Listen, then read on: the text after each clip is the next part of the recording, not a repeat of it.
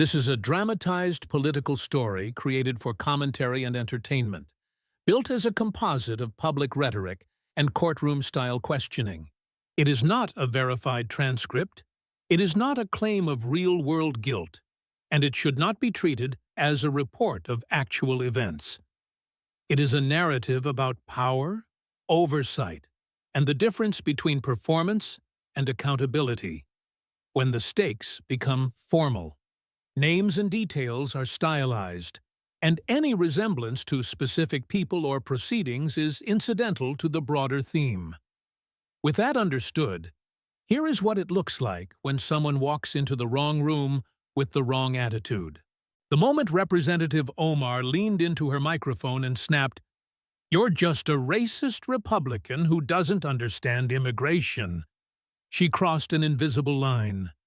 Not because the insult was shocking, because Washington has heard worse before breakfast, but because she used the language of television inside a room built for records. She treated the hearing like a viral clip factory, where the loudest sentence wins and facts can be negotiated after the retweets arrive. She forgot that being bold is not the same thing as being careful, and under oath, careful is the only currency that spends. She also forgot the second rule of high-stakes questioning: never insult the person who has already organized your life into labeled folders. The committee had convened under a banner that sounded sterile and procedural, the kind of title that makes viewers yawn. But behind the boring phrasing was the real purpose: to pin down statements, timelines, documents, and contradictions in a way spin cannot erase. Outside, activists had signs and slogans ready, because everyone wants to frame the story before the story even begins. Online, supporters were preloading sympathetic narratives, and critics were preloading smug ones like the outcome was already posted. Inside, the cameras were steady, the room was quiet, and the rules were the rules whether anybody liked them or not. This was not a studio debate where a good line can glide past a weak fact and still earn applause. This was a formal setting where the transcript will outlive the emotions, and the transcript does not care about your feelings. Under oath is not a vibe. It is a switch that changes the consequences of what you say and what you refuse to say. It is the difference between "that's my opinion" and "that is my sworn testimony." And those are not the same species of sentence.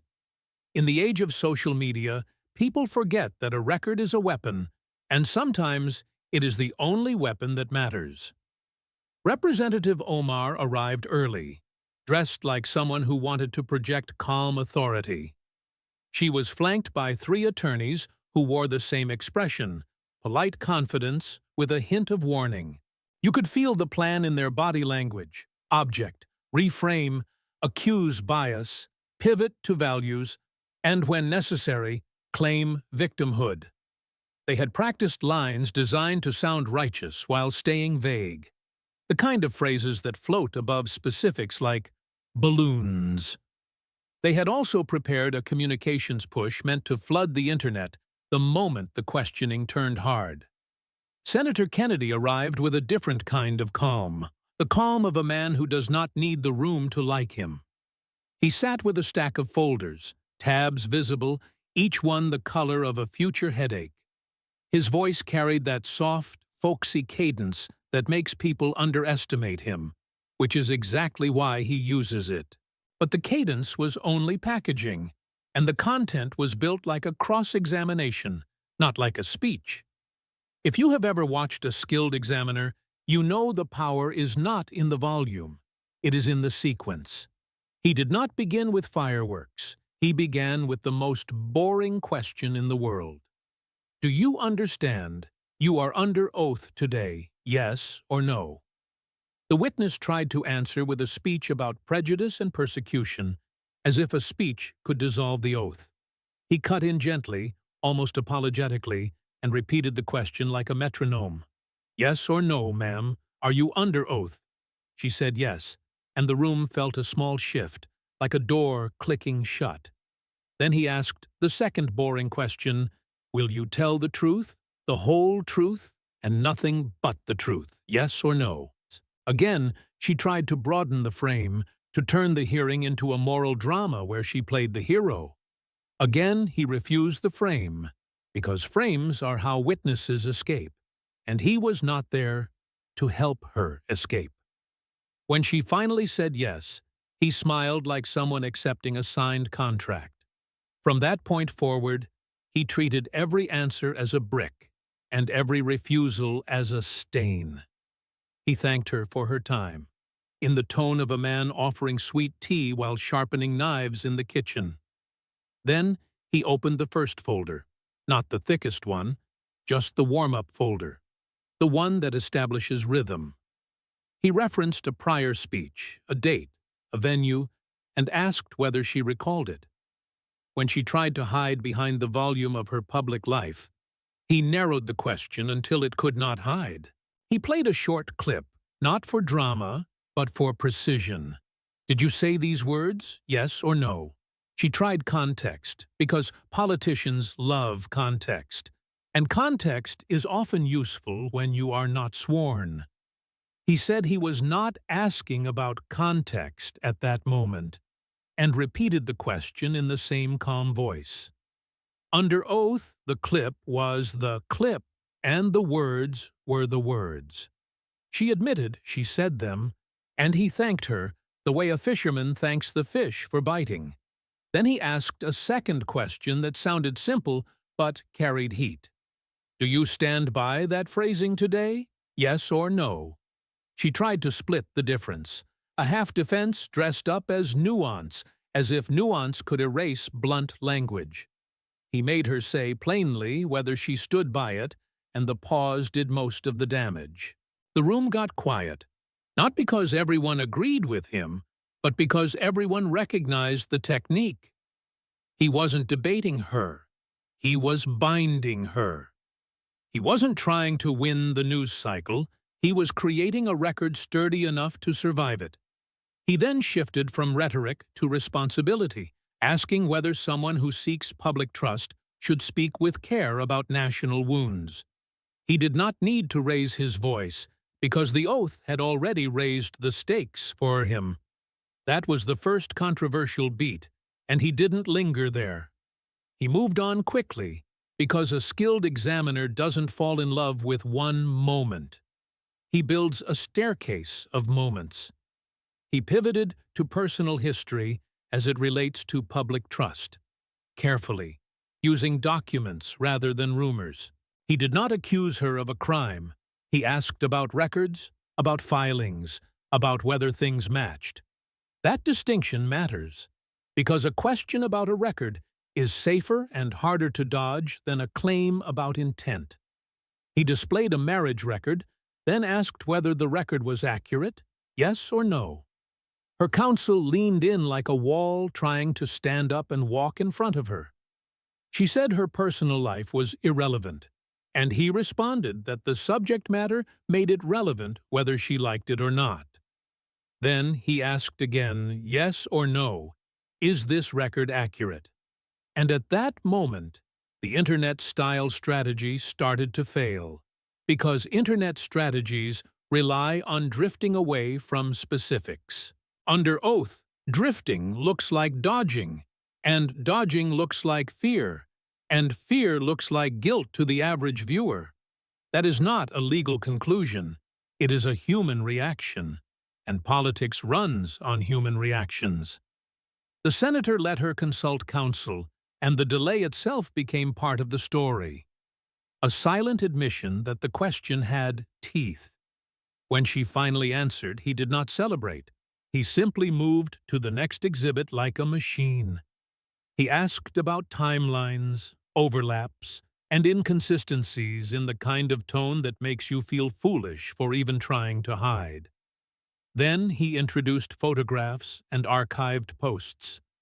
The digital footprints people forget are forever. Did you recognize this image, yes or no? She tried, I don't recall, and he treated that phrase like a flimsy umbrella in a hurricane. Is that you, yes or no. When she admitted it appeared to be her, he thanked her and turned the page because admissions are most powerful when you don't dramatize them. He presented school records and asked whether they listed the same parents for two individuals in question, yes or no. Her attorneys whispered urgently, because this is where questions stop being embarrassing and start being dangerous. She tried to dodge by questioning verification, and he narrowed the inquiry to what the document stated, not what she felt about it. Does the document list the same parents, yes or no? She conceded the document did, and the senator didn't grin, but his eyes said the next question was already loaded.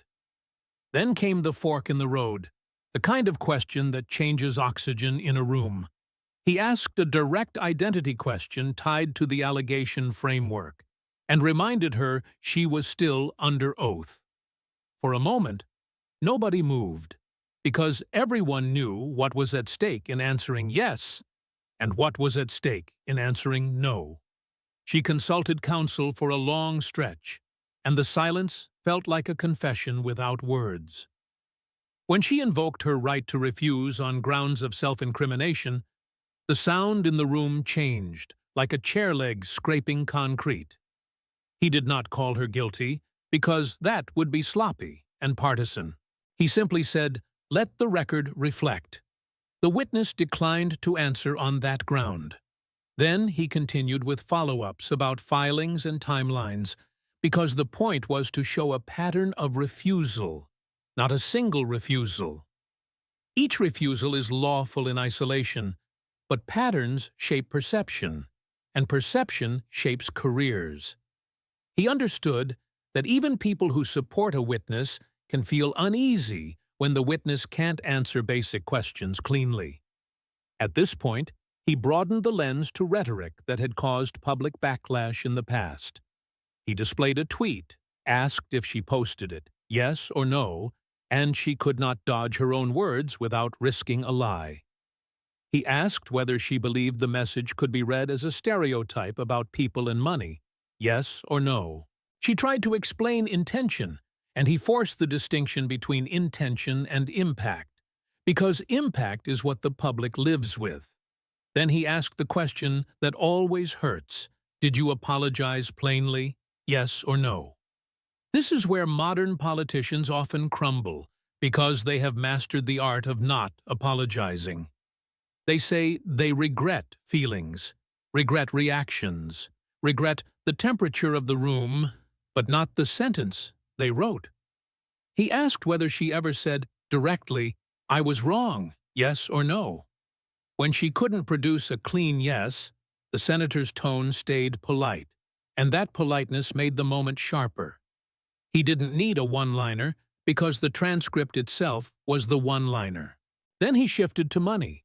Not because money is inherently scandal, but because money is where trust gets tested.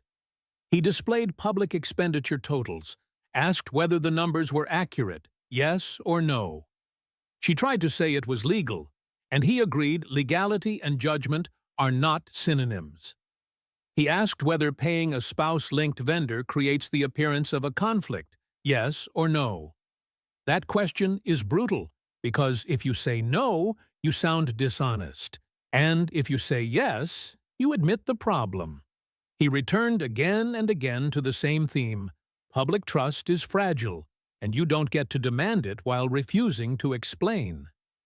He asked whether the public deserves transparency from leaders who claim moral authority, yes or no.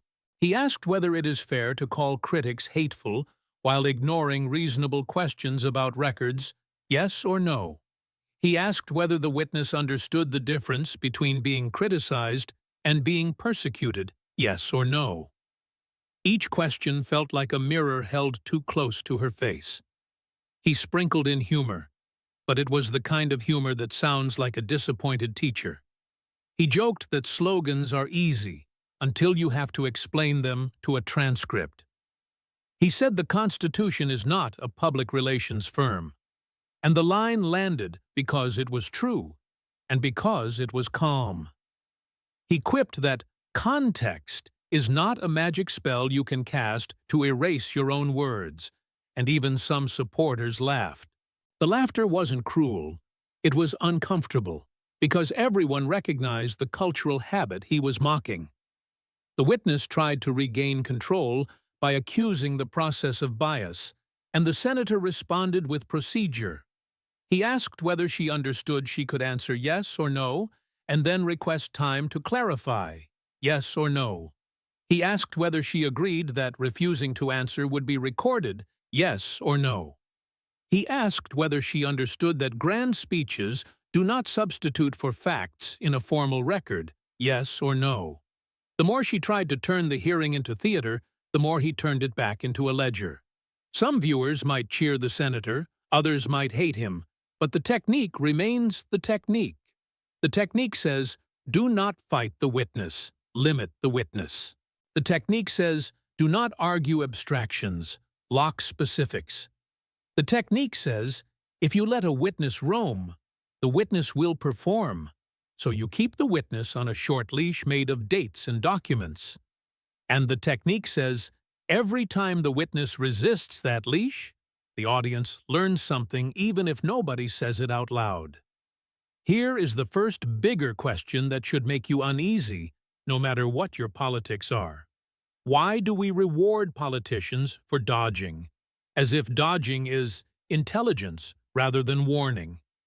Why does the public treat clarity like a trap and evasions like sophistication? Why do we accept "I don't recall" as a lifestyle instead of a red flag?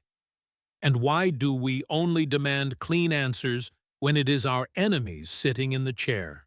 Here is the second bigger question that should make you uneasy.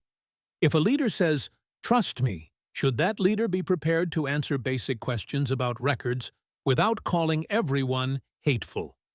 If a leader treats every question as an attack, what happens when the question is reasonable? If a leader builds a career on moral outrage, what happens when the moral outrage collides with a document? And if documents are boring, why do they so often decide who deserves power? The room moved toward its midpoint, and you could feel the witness getting tired. Tired witnesses make mistakes, and mistakes under oath become anchors. The senator did not rush, because rushing helps the witness, and he did not want to help her. He kept the pace steady, like a slow drum: exhibit, question, answer, next. The witness kept searching for a rhetorical exit, but the only exits in that room were yes, no, or refusal.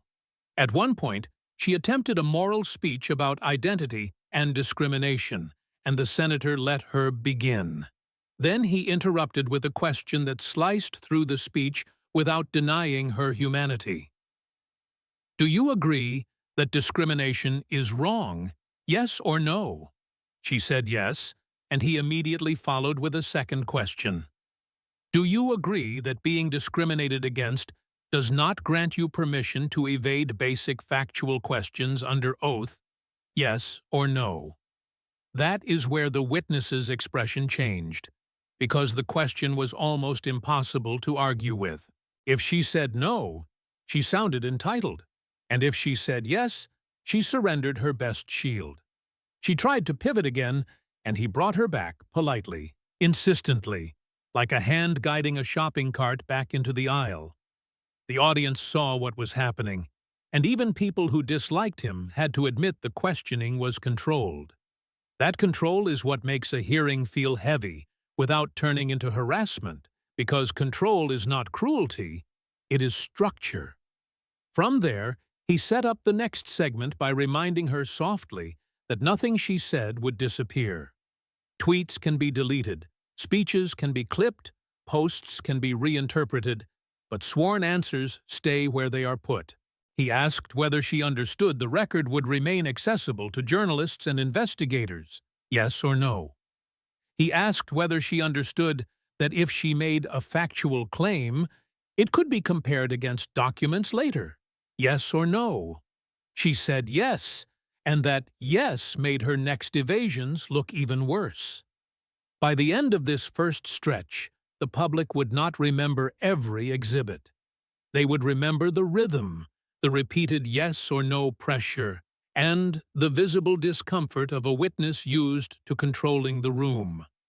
They would remember that under oath, the witness couldn't float above specifics like she could on social media. They would remember that when the senator stayed calm, the witness's anger looked less like courage and more like panic. And they would remember the most brutal truth of modern politics, that the record does not care who has the better moral story. If you want this kind of accountability more often, ask yourself a question that will make your favorite politician nervous. Would you support this same style of questioning if your side was in the chair? Would you still call it fair if the folders were aimed at your team? Would you still insist on yes or no answers when it hurts your narrative? Because the real test of principle is not whether it punishes your enemies, it is whether you accept it for your friends. The longer the hearing went on, the more obvious the mismatch became. One side was trying to perform conviction, the other side was documenting contradictions. Performance depends on momentum, and documentation depends on patience. When those two collide, patience usually wins because patience leaves fingerprints everywhere. That is when viewers start leaning forward instead of scrolling away. The senator did not rush into accusations because accusations invite defenses. Instead, he walked through timelines the way an auditor walks through receipts. Dates, filings, statements, payments, and public remarks were treated like puzzle pieces. He never said the puzzle proved guilt. He simply kept showing that the pieces did not line up neatly. When pieces don't line up, the burden quietly shifts to the person insisting everything is fine. At one point, he asked whether she had ever reviewed certain filings personally. It sounded like a friendly question, almost generous. She answered vaguely, which is what people do when the answer is yes, but inconvenient. He followed up by asking whether she could state under oath that all filings were accurate to the best of her knowledge. The pause before her answer did more damage than a speech ever could. Under oath, hesitation has a sound. It is not silence, it is weight. It is the sound of someone calculating consequences instead of recalling facts. Viewers may not know legal standards, but they understand that sound instinctively. It triggers the same reaction as watching someone stall when asked a simple question. The senator then asked about advice from professionals, accountants, consultants, and legal counsel. Did you rely on them, yes or no? Did you review their work, yes or no? Did you ever question inconsistencies, yes or no? Each yes narrowed her room to maneuver, and each no raised questions she could not answer cleanly. This is where the humor crept in, not as mockery, but as contrast. He remarked that trusting professionals is wise, but blind trust is expensive. He said it with a smile that sounded like a neighbor warning you about a bad contractor. The line landed because it was relatable, and because it wasn't cruel. Sometimes the sharpest criticism sounds like common sense. As the examination continued, the witness began to repeat phrases. When people repeat phrases under pressure, it usually means they are clinging to a script. Scripts are comforting, but scripts fall apart when the examiner flips the page. The senator flipped pages often, and each flip felt like a countdown. The audience could sense that the witness was running out of prepared exits. He returned briefly to public rhetoric, not to relitigate old controversies, but to connect language to leadership. He asked whether leaders should consider how words echo beyond their intended audience. She agreed, because disagreeing would sound reckless. Then he asked whether she believed her own words had ever contributed to division rather than understanding. Her answer was careful, and careful answers under oath always sound like someone stepping around broken glass. Here is where the controversial questions sharpened. If a leader causes harm unintentionally, does that absolve them of responsibility, yes or no? If a leader refuses to acknowledge harm clearly, does that rebuild trust? Yes or no? If a leader says critics are hateful instead of addressing substance, does that heal divisions? Yes or no? These questions were not about her alone, and that made them harder to dismiss. The witness attempted to turn the focus back to discrimination, and the senator did not deny its existence. He acknowledged discrimination plainly, which removed her ability to claim he was dismissing it. Then he asked whether discrimination excuses evasiveness under oath, yes or no. She tried to answer with a speech, and he stopped her again, politely. The repetition was relentless, and repetition is exhausting for someone trying to perform outrage. As fatigue set in, the witness made small mistakes. She contradicted a previous answer by a few words, not enough to be dramatic, but enough to matter. The senator noticed immediately and circled back, asking which answer the record should reflect. This is the moment when viewers realize how unforgiving transcripts are. You cannot outrun a contradiction once it is written down. He asked whether she had reviewed her prior statements before testifying. She said she had prepared, which sounded reasonable. He then asked whether she had corrected any public misstatements proactively. Her answer was less confident, and the room felt it. Preparation without correction looks like calculation, not transparency. The questioning moved toward loyalty and representation, a dangerous topic when handled recklessly. He did not accuse her of divided loyalty. He asked how she defined representation. Does representing a district mean prioritizing constituents, yes or no? Does it require clarity about national obligations, yes or no? The questions were framed broadly enough to apply to anyone, which made them sting more. She responded with generalities about service and advocacy. He acknowledged the sentiment, then asked whether sentiment replaces obligation. That question hung in the air longer than any accusation. Because sentiment feels warm, but obligation is cold, and governance runs on cold systems. The audience could feel the shift from moral language to institutional language. Then he returned to refusal. He noted calmly how many times she had declined to answer certain categories of questions. He did not say the number with triumph. He said it like an accountant reading totals. He asked whether she understood that refusals create inferences in the public mind, yes or no. She said she was exercising her rights, which is true, but truth does not erase optics. Here is the question that quietly rattled people watching at home. If a leader cannot answer basic questions cleanly, how can voters assess trustworthiness? If every hard question is framed as an attack, what space remains for accountability? If refusal becomes routine, does the oath lose meaning, or does the office lose credibility? These are uncomfortable questions, and discomfort is why they stick.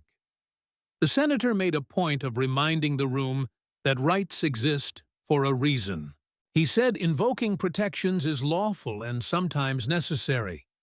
But he also said rights do not shield leaders from political judgment. Law and politics are separate systems, and both are operating at the same time. That distinction matters, and many viewers had never heard it stated so plainly. As the hearing approached its later stages, the witness looked worn. Her posture changed, her voice tightened, and her answers shortened. The senator's posture did not change at all, which made the contrast striking. He asked fewer questions now, but each one was heavier. The strategy was no longer volume, it was consolidation. He summarized portions of the testimony out loud, not as conclusions, but as reminders. You have answered yes to this, declined to answer that, and disputed this other point. He asked whether that summary was accurate, yes or no. She could not dispute it without disputing her own words. Summaries are powerful, because they force witnesses to confront their own trail. The humor returned briefly, dry and surgical. He remarked that the hearing was not Twitter, and there was no character limit on consequences. Some people laughed, some groaned, but everyone understood the point. Platforms change, records remain, and once you are in the record, you do not get to edit for tone. The witness attempted one last broad moral appeal. She spoke about fear, identity, and the toll of constant scrutiny. The senator listened without interrupting, which made the moment feel genuine. Then he asked a single follow-up question that cut through the speech. Do you believe moral hardship exempts leaders from factual accountability? Yes or no? That question landed hard because it exposed a common modern assumption. Many people believe suffering grants immunity from scrutiny, but leadership is defined by scrutiny, not by escape from it. If hardship excused accountability, power would belong to whoever tells the most painful story. That is not governance. That is theater. As the questioning wound down, the senator asked whether she wished to clarify any prior answers. He gave her the opportunity explicitly, which is more than many examiners would do. She declined, and the decline felt final. When people refuse a chance to clarify, viewers assume there is nothing to clarify.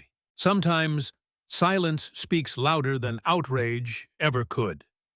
The senator then closed his folder and addressed the room. He reminded everyone that the hearing was not about winning or losing. It was about creating a record for the public to judge. He said the public deserves leaders who can answer simple questions plainly. And he said that judgment ultimately belongs to voters, not to him. The cameras caught the witness staring straight ahead as the gavel came down. There was no dramatic outburst, no shouting match, no viral explosion in the room. The drama was in what did not happen, the answers that never came. That kind of drama ages well, because it grows heavier with time. It leaves people replaying pauses instead of punchlines. Within hours, clips began circulating online. Not the speeches, not the accusations, but the yes or no exchanges. People shared moments where the witness hesitated, refused, or deflected. The phrase "under oath" appeared again and again in captions.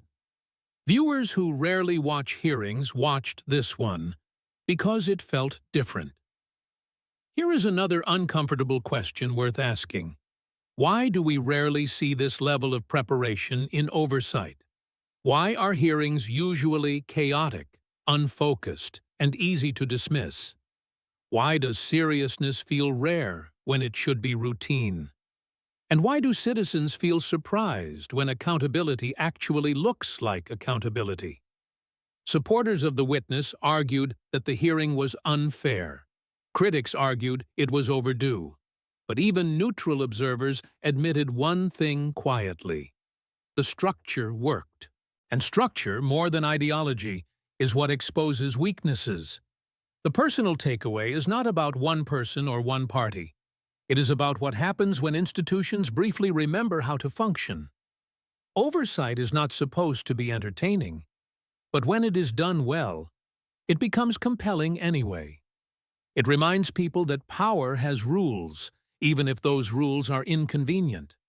And it reminds politicians that not every room is built for applause. If this hearing made you uncomfortable, that discomfort might be healthy.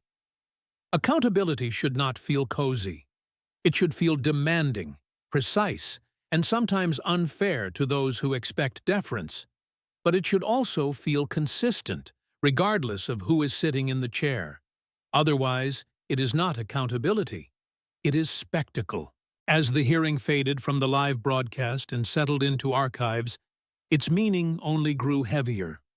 What people remembered was not a single accusation or a single answer, but the pattern that emerged over hours. It was the pattern of a system briefly working the way it was designed to work. Questions were asked cleanly, answers were demanded plainly, and silence was allowed to speak for itself. In an age obsessed with noise, the quiet moments carried the most weight. This was not a victory lap for anyone who dislikes the witness, nor was it a moral collapse that could be explained away with a hashtag or a statement. It was something far more uncomfortable, a demonstration of how little room remains when the oath replaces the microphone. Under oath, personality shrinks and records expand. Under oath, stories stop floating and start sinking or swimming on their own. The deeper lesson had nothing to do with ideology. It had to do with how modern politics trains people to confuse confidence with credibility. On television, confidence often wins because no one checks the receipts in real time. In a formal setting, credibility wins because receipts are the only thing that matters. That difference explains why so many public figures fear oversight more than elections. Elections are emotional contests. Oversight is procedural. Emotions can be stirred, redirected, or weaponized. Procedures simply wait for you to make a mistake. And procedures have longer memories than voters. Watching a witness struggle under structured questioning forces an uncomfortable realization. Many leaders are excellent performers but untested stewards. They know how to rally crowds but not how to reconcile timelines. They know how to speak about values but not how to answer for paperwork. And paperwork, boring as it is where accountability lives. That is why hearings like this feel rare. They are not built for applause, and they do not reward charisma. They reward preparation, consistency, and respect for facts. They reward people who understand that power comes with documentation, and they expose those who mistake attention for authority. Here is the question that lingers long after the cameras move on. If a leader cannot answer simple yes or no questions under oath, what exactly are voters trusting? If accountability feels like persecution, what does that say about the culture that produced the leader? If every challenge is labeled hateful, how do citizens ever separate prejudice from legitimate concern? And if we only demand this standard for people we oppose, do we believe in standards at all? The hearing did not end with fireworks, arrests, or cinematic closure. It ended the way most serious processes end, quietly and unresolved. That lack of closure frustrated some viewers and satisfied others.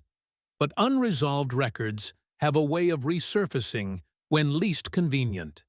They wait patiently, just like the procedures that created them. What made the moment resonate was not cruelty or humiliation. It was restraint. The restraint to ask questions instead of making speeches. The restraint to let the witness define herself through her answers and refusals. And the restraint to trust that the public can recognize patterns without being told what to think. In the end, the hearing served as a reminder many Americans had forgotten. Accountability is not loud. It does not trend easily. It does not fit neatly into a clip or a slogan. But when it appears, it feels unmistakable. The uncomfortable truth is that more hearings could look like this. More leaders could be asked to answer plainly under oath. More records could be built carefully instead of arguments being traded recklessly.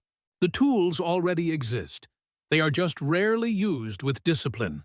And discipline is the one thing modern politics resists the most. If this story made you angry, ask yourself why. If it made you satisfied, ask yourself whether you would feel the same if the roles were reversed. If it made you uneasy, that may be the healthiest reaction of all. Democracy is not supposed to feel like entertainment. It is supposed to feel demanding. Because, in the end, accountability is not about destroying careers or winning arguments. It is about answering a simple question honestly. when it matters most? Will you tell the truth when there is no applause waiting for you? Will you answer plainly when silence would be safer? And will you respect the oath when the room no longer belongs to you?